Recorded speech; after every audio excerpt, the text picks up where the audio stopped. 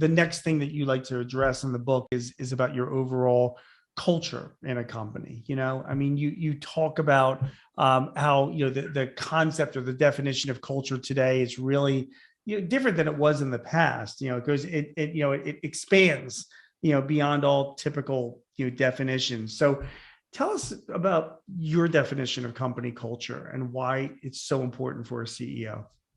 So culture is rooted completely in the shared values of the team.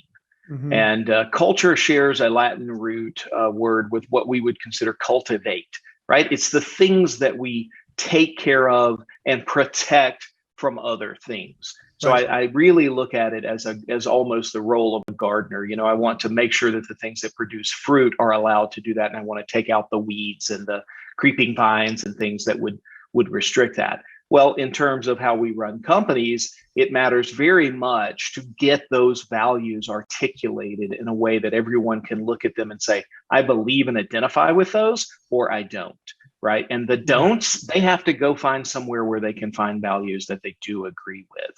And that frees up space to have more people come into the organization that believe what we believe and want to behave in the way that we want to behave, to support those values, to make those values true in the world. That's the core function of culture. I don't like the idea of a chief cultural officer. I think that is a unique province of the CEO to really be that head gardener, if you will. Yeah, it's almost like, and I agree with you. I mean, it's almost like the CEO really should be the chief cultural officer of a company. There shouldn't have to be a separate person doing that. And you lead by example. I mean, you gave the example in the book about Henry Ford, and what he did to confront, employee turnover and create the kind of culture. Can you talk a little bit about that? Yeah, so Ford looked around and said, it's a time where wages are really not sufficient to support a lot of, family growth and values that he held outside of just business values. Mm-hmm. And he did the math. And unfortunately, he was in sort of the Microsoft or the Facebook of his time, right? So he was making a lot of money.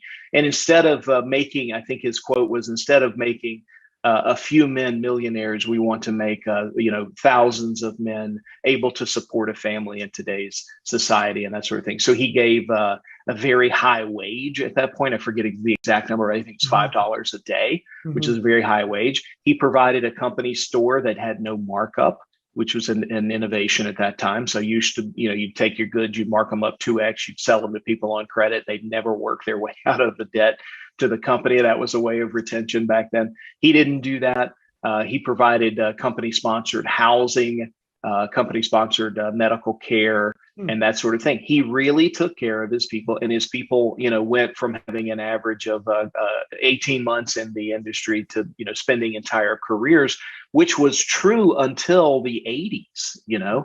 People would go work for the auto companies and they would stay for 30 years, which is unheard of, today. But that wellspring of the culture that Henry Ford created in the auto industry is where that came from.